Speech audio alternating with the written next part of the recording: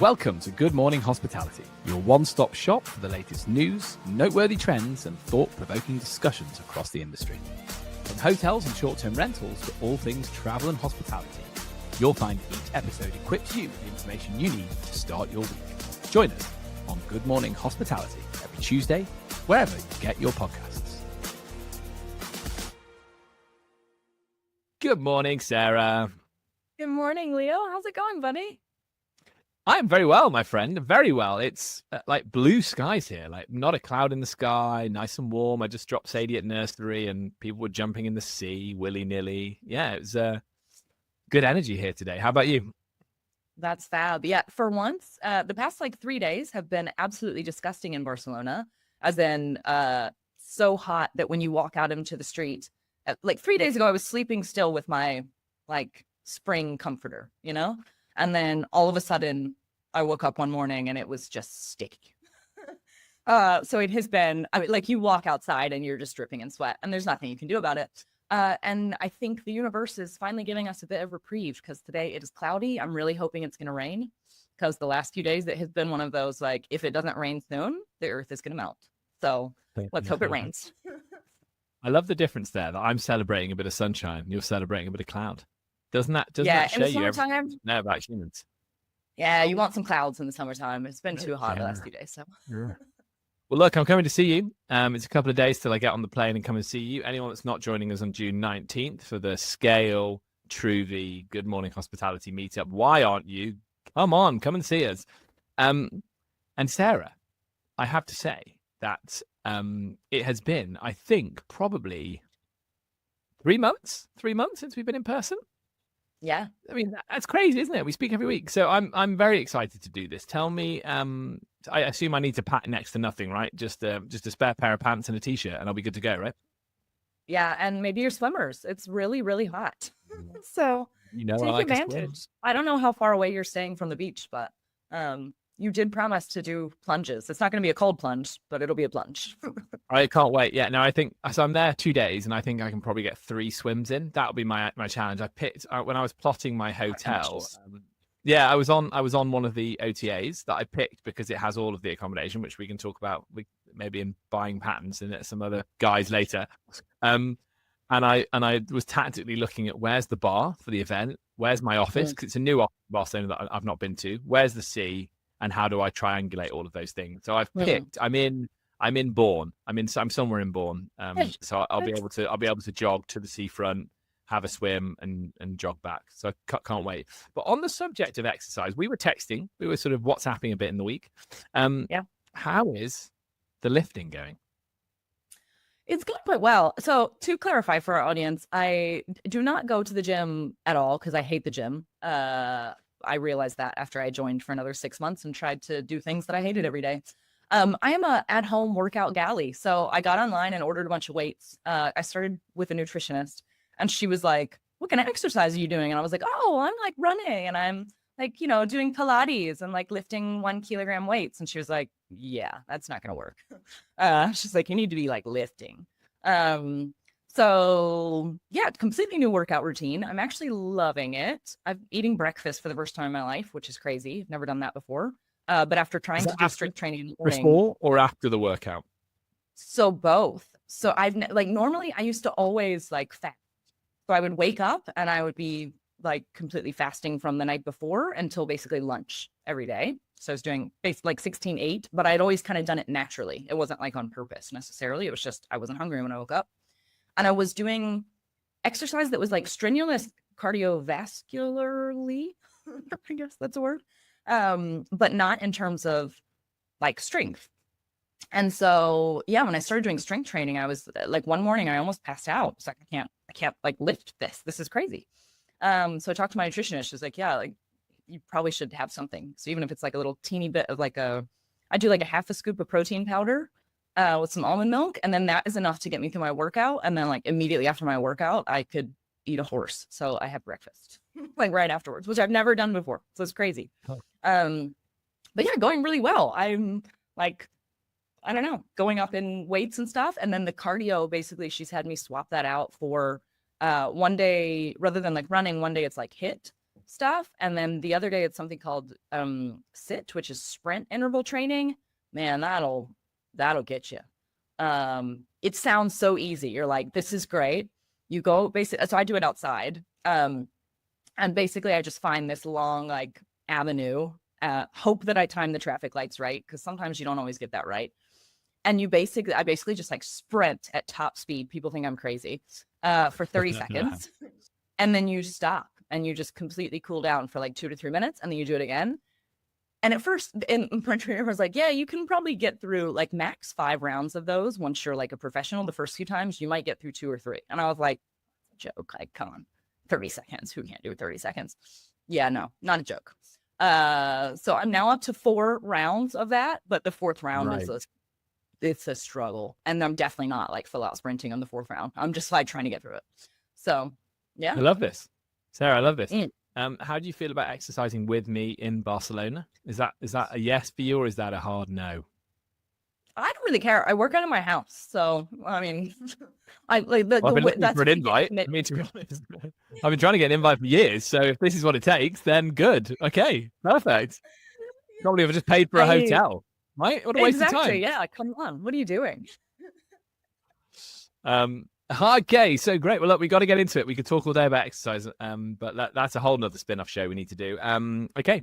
Hi, everyone. I'm Leo Walton, and this is my very esteemed co-host, Sarah Nan Dupree, and we are Good Morning Hospitality Europe. Sarah, you've got the first one for us. What's happening today? Some good news from Italy, right? Finally, some good news from Italy. So this is interesting. We talked about this one back in November and got on our soapboxes about it when essentially the Italian courts ruled that self-check-ins were no longer going to be allowed. So they were going to have to all be in person, which obviously bad enough for a hotel that maybe has the staff and they're ready for that. But for short-term rentals, I mean, that can be detrimental to someone's business, particularly if it's like a small business.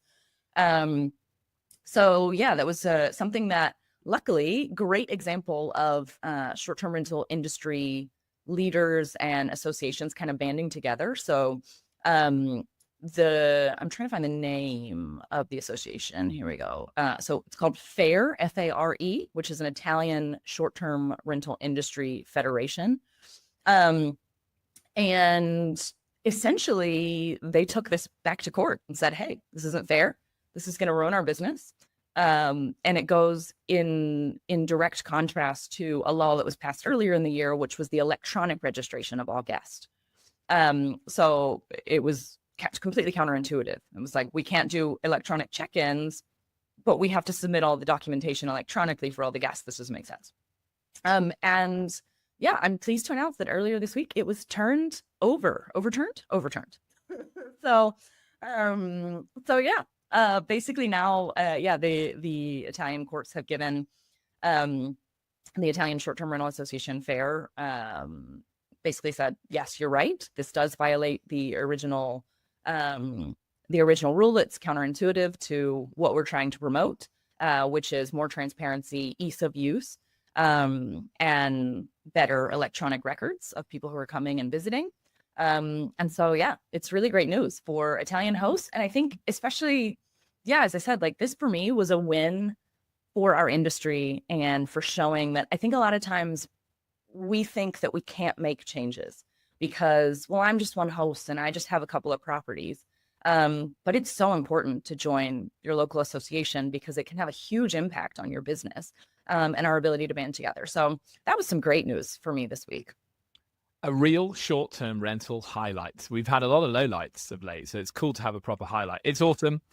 I think all we want is parity, right, with other lodging types. So if there needs to be a tax imposed because you feel like you need to stimulate something in the economy, maybe like the building of new neighborhoods, or you need to raise tax to put people off because an area is becoming overcrowded, you tax the cruise ships, the hotels, the short-term, proportionate fair taxing, also just revenue raising. Why shouldn't a city benefit from all the people walking around treading on its lovely pavements all day, every day, right? Like it's smart business. We appreciate that. But what we don't want is something that's unequal, right? So like, don't use something I don't think it's right to start banning something which ultimately makes running a business easier and more cost effective for the operator. And as a consequence, gives a hotel an advantage because they have people on site that that can let people in. So yeah, it's great. It's a no-brainer.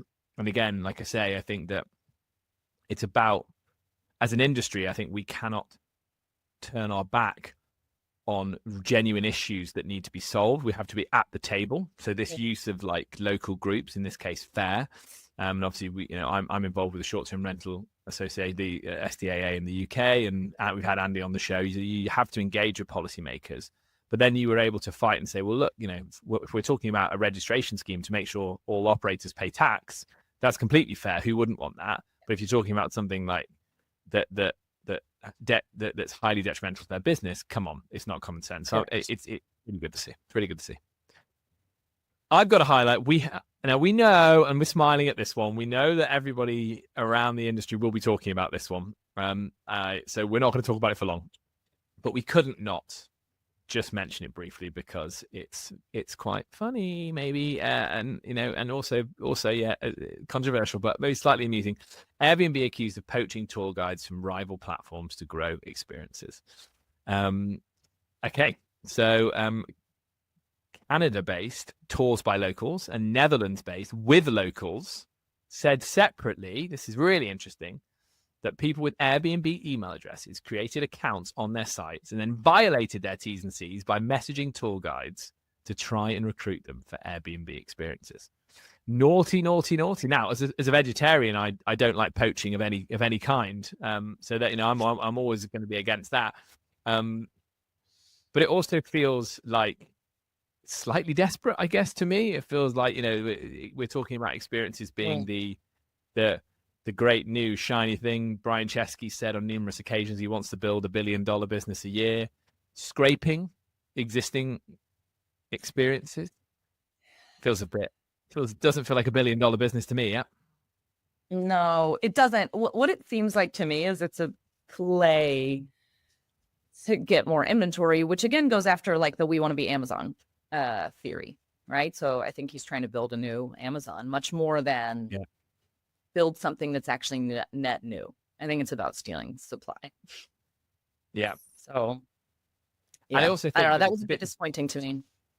Yeah, it's disappointing, isn't it? Because I think that also what's disappointing about it is at its sort of worst, Airbnb is accused of stifling fair and free competition.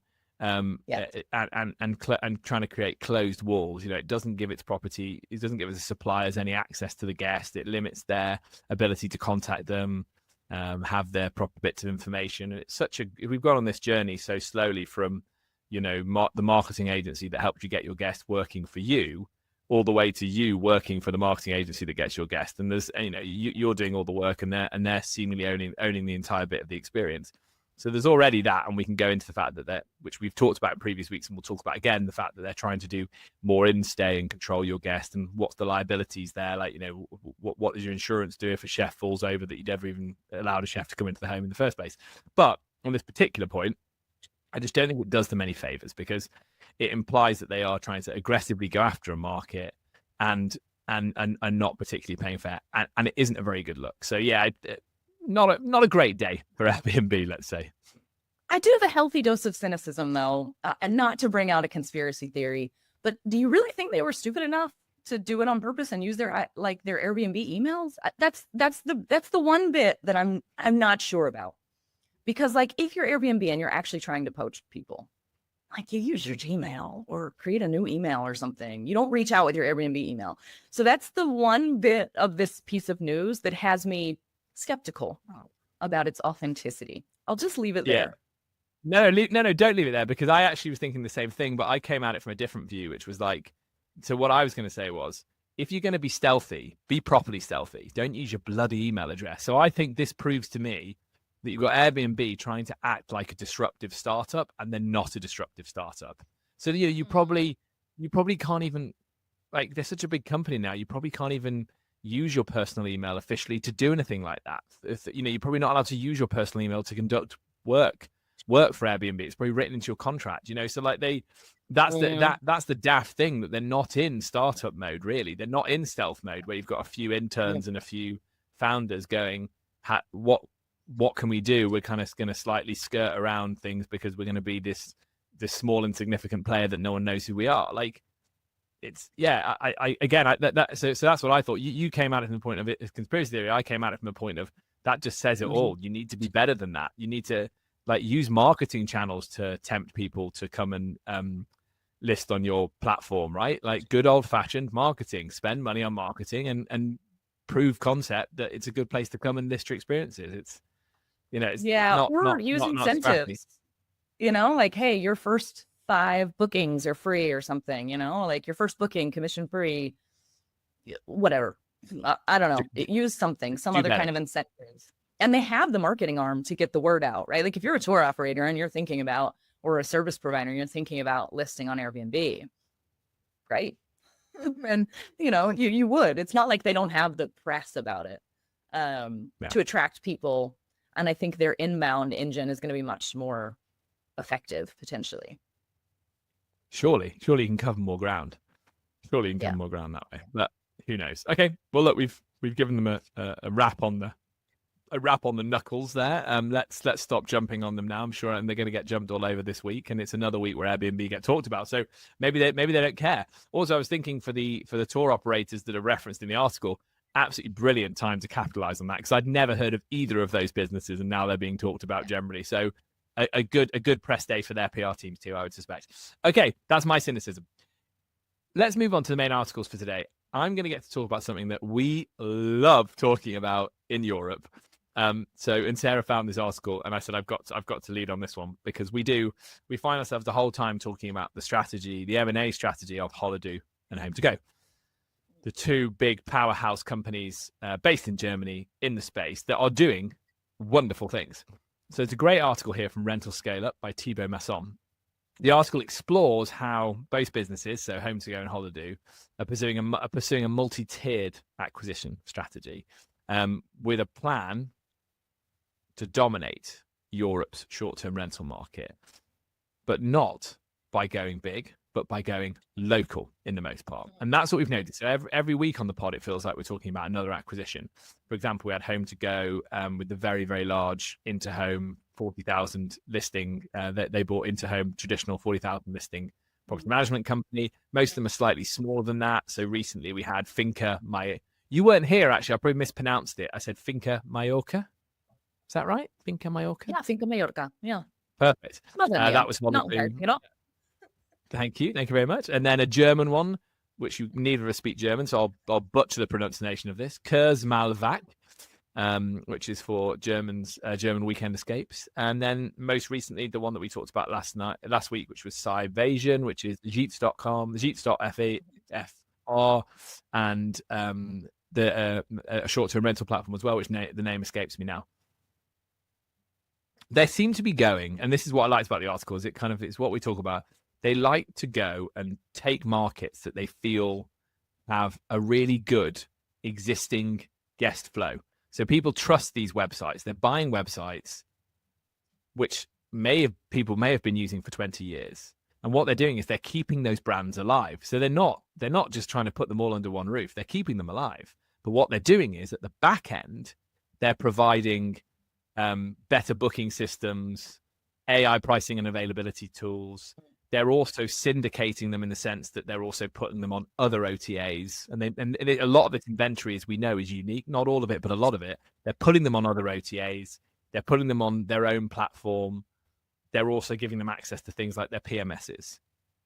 So it's allowing them to, I guess the play is, they're going to places that, and this is what it says in the article, I think this is right, Airbnb and Booking.com are not looking in these places for growth.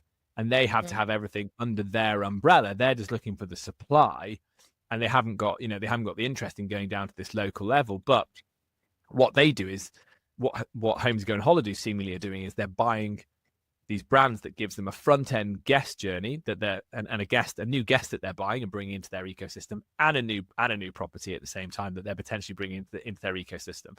And I think it's very cool. And obviously in these days of AI and machine learning as well, they're able to then understand more about these rural French markets that potentially Airbnb, Booking.com and Vrbo don't even understand, right? Because they haven't got enough supply in these traditional holiday markets to say with any any authority what the pricing should be, what the seasonal trends can be. And so again, we talk about this a lot. So it was kind of, we felt we had to talk about it today when we read the article. It is going to the market, finding the supply that everyone else seems to have forgotten about, bringing it in, and then leveraging it, putting it in more places, and having the understanding of what that part of the market wants. You can then go and get more of that type of supply. And I think it's cool. I think it's a cool strategy. Sarah, what do you think? I think it's a cool strategy as well. I like the fact that it's finally some unique inventory. I think for a while, a lot of the big companies have been kind of stuck. So unless somebody has a brand new property, it's really hard to get new inventory that's existing. Because by the time, I mean, everyone's heard of the big OTAs. So like if you're not listing on one of those, probably a reason for it. Or maybe you just want to deal with somebody that's local that's going to be super nice to you. And like I feel like the customer service angle for the host is also really important, and something that I hope they can kind of keep up with, because I think with a lot of these acquisitions, the reason that people stick with an OTA is the service that they ultimately get from them. And I think a lot of times the bigger you go, that can be lost. We talk about this all the time with property management as well. So it's not just exclusive to the OTAs. But yeah, I think it's a really cool and interesting strategy. And I like the fact that it's basically bringing a lot of inventory that maybe traditionally, I always think of my parents, right? When I think of these acquisitions, they still book the same place every year, and they used to book it through a catalog, and there's no online, they don't go on Airbnb, they don't go on an OTA. They ring up Edisto Realty, and they're like, hey, what do y'all have for this week? And as soon as they leave one year, they book it for the next year. And so there's so much inventory that never goes on an OTA. I think that's the component that I'm interested to see kind of how that transitions, because obviously in some of these acquisitions, like a lot of that inventory is at least on some sort of OTA, if you want to call it that. But I think the big move would be for them to get access to properties that maybe still aren't even on any listing site. I think that is the untapped market, especially in a lot of places that are much more traditional, rural, whatever. So I'm curious to see if there's any movement in that space. I don't know how big the market is, but I know, like at least where I come from in South Carolina, there's at least a percentage of the market that is still not online. It's not happening online. Things aren't happening online. Like my mom mails a check because, it's the 1980s. So who's the company? So you mentioned them earlier. It's called Edisto Realty. It's Edisto Realty. It's because it's Edisto Island in South Carolina, and there's one bridge in, and there's one supermarket. There's a Piggly Wiggly right when you get on the island, and there's not much else. And it's a fabulous place. They have a bunch of turtles that come and nest and lay their eggs. And so there's always a complete blackout at night. So you're not allowed to have any porch lights on at dark, because it can disturb the hatching of the turtles. And so most incredible starlit evenings you've ever seen. It's wonderful. Anyway. There you go. Edisto Realty. Who thought that would get a shout out on Good Morning Hospitality? I know. There you go. I hope you're listening. Are these people? If you're listening. Yeah, if you're listening, good on you. I agree. They're going to the hard to reach places and trying to find that. It's so smart, right? Let's find a guest that already books here. Let's keep the brand alive, but let's plug in a better booking system, AI powered search in the back end. Let's syndicate it, pull it into our own listing sites. So I agree. I think we will continue through the year to find both of them. It seems Holidu are doing more than HomeToGo at the moment.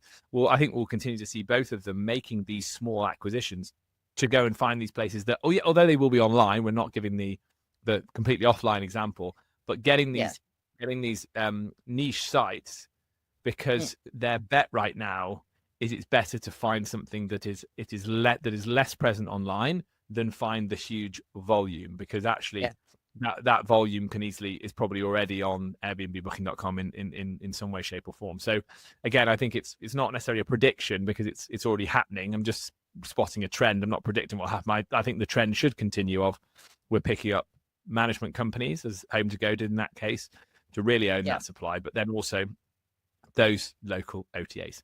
Listeners in Europe, tell us who else you book with. where are you going to book your holidays? Like what we quite like here is is that I've talked before about the forest holidays and cottages and things in the woods. We're actually going camping this weekend. I think that's still very fractured as a market in the UK, and I think that I know Waze have had a look at that across the UK, but no one kind of owns that space as well. So yeah, I think there is if they were looking at the UK market, I wonder if there's holiday cottages in the woods that could also be an option, because I bet a lot of that stuff is not on the traditional OTA.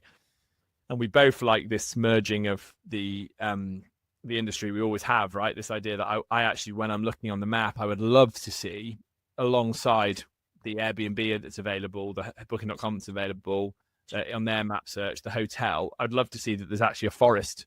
There's cottages I keep saying the word cottage, I'm saying the wrong word, cabin. There's cabins in the forest round the corner. I also want to see that on the same map search, because you might be going there for a random reason, but you go, hold on, why don't we have 3 days in this cabin? Cool, we'll drive in there and we'll do it. So I love it as a coming together, which is why I do like the Holidu and HomeToGo strategy, because I think ultimately they're trying to put flags on the map in as many different places as possible, and then intelligently find that guest and draw them into their ecosystem. And once they're there, I'm sure they have a very, very, very large email retargeting team that tries to keep them in that ecosystem and book time and time again. And yeah, again, I think they're cool brands. Yeah, me too. Let's see where it goes. Sarah, my friend, we can't not talk about AI. It's everywhere, isn't it? We have to talk about AI. I'm actually starting to get excited about some of the capabilities. A couple of months ago, I was like, no way. And it's every news article that comes out with new features, I'm getting more excited. So in particular, this is an article from FocusWire. And it's how AI is quietly transforming the vacation rental industry. There's a lot of call outs in this article. Red Awning, for example, starting to use AI to help their guest find the right match. So a guest can come in and say, hey, I have, it's my wife and myself, and we have 3 kids, and we want to be within 2 miles of a grocery store, and we want to be within a 15-minute drive of this. And my kids like to play ping pong, and I don't want a pool because, we had whatever, something very, very, very specific. And it'll basically provide, okay, these are the top properties. There's another really interesting one that I had never thought about, but with Bestie AI. So they have basically been growing right alongside Host and Stay. So that's one of their key customers, and they've pretty much been adapting alongside them and using their clients kind of as guinea pigs. But one of the most frequent questions is to do with late checkout and early check-in. And so they now have like a tag in their database for every single property, of Host and Stay in this case, that has this on offer. And then it also is it's able to like cross-reference. So, okay, this property has this available, and also there's not a booking ahead of you for your dates of stay. So it's likely that they'll say yes, which I thought was really cool. And I think as well, I don't know, when I was looking, I rented a big villa for my birthday with some friends, and I'm stoked about it. There's gonna be like 16 of us, and we rented a massive villa in the middle of nowhere, like an hour outside of Barcelona with a pool and everything like that. Can't wait to get the invite in the post. You must have sent it already, right? I can't. Leo, there's an extra bed. You'll be in the singles room, because there's like all of these houses. So here's my other problem. Finding that house was an absolute nightmare, because you don't just have to look at the house and how many people it sleeps. You have to also look at the bed situation, because there were several where you're like, this is fabulous, but we're 16 adults. And so it says it sleeps 24. Okay, but 10 of those are in bunk beds all in a room together, because it's obviously made for the kids, right? Which is totally fine. But I would love to have been able to filter that out, or have some sort of tag, which was like, we're 16 adults traveling, and put in, okay, by the way, there's 4 couples, so we need 4 double rooms. And then the rest of them we can put in groups of like, okay, I've got 2 girls that can go in here and 2 of my guy friends that can go in here. Like that kind of stuff for me was an absolute nightmare trying to figure it out. And some of the listings don't even have like the beds and all that kind of stuff. So to be able to put in, hey, here are the room assignments, find me something that works for this, but has these features. Oh man, it would have been great. I can't tell you how many hours. I must have spent at least, I'm kid you not, 30 hours trying to find that property. Wow. And An then you got to hour look for on all. each year on Earth, Sarah. Yeah, well, next year I know the one that we want, and I had already tried to reserve it, and also disaster. So the booking went through on Vrbo, and I thought it was odd because I had found it on Airbnb and on Booking.com, and it was not available for my dates of stay on either one of those. But I thought, wow, maybe they're just mad at those 2 OTAs. And so I booked it on Vrbo and like immediately got a message on WhatsApp from the host being like, "Hey, you just booked on Vrbo." And I was thinking, yes, I did. And she was like, "I'm really sorry. I don't know how that was possible. It's actually not available for your dates of stay for a different weekend." And I'm like, no. So no, next year we'll do it maybe in advance. I don't know if we'll do it again next year, to be honest. Like this will be my 35th. And I do it with one of my girlfriends. So her birthday's in August, which of course sucks because nobody's around in August. And mine's on the 10th of September. So we always just kind of combine and do something in early September together, which is great. So I don't know if we'll do something this big next year because it's not one of the big ones, but yeah. I love it. It'll be, I love it. Well, really I think you've talked about the idea as well of when you've got people booking a big trip like that, a big group trip. It's also great if the group can communicate with each other about said trip, right, and ask questions as well.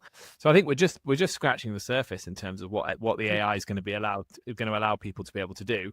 I always go back to, I think I mentioned this to you a few months ago when we talked AI, that I had a contact of ours, Jodie Sterling,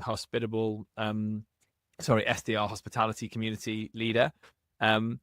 She was living in the Cotswolds, 17 properties, moved back to her native Australia, and still manages to run her business without a full-time VA because she uses AI to ask all those questions. So like if she's dealing with a Sarah Nan Dupree trying to book one of her properties, the AI can answer most of those questions around like, so what's the setup in this bedroom? What's set up in that? And it can do that. And then she'll wake up in the morning and she'll see if there's any code reds where they've had to escalate stuff. And usually there isn't. And I think that's incredibly cool. As a general point, property management has a reputation as being a very tough industry with high levels of burnout.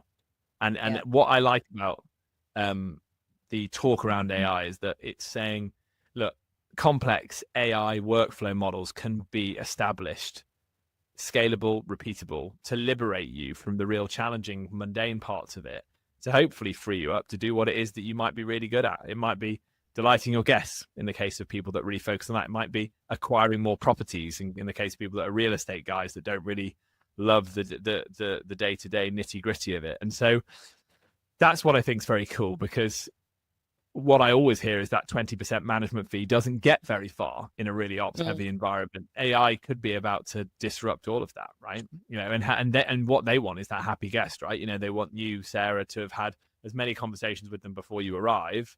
But every time they talk to you, and if it's them having those conversations, their profits walking out the door, right? It could be something else they're doing. So if they can be liberated from that to focus on acquisition or focus on, styling interiors, whatever it is they want to work on, then I'm all for it. I think it's very exciting.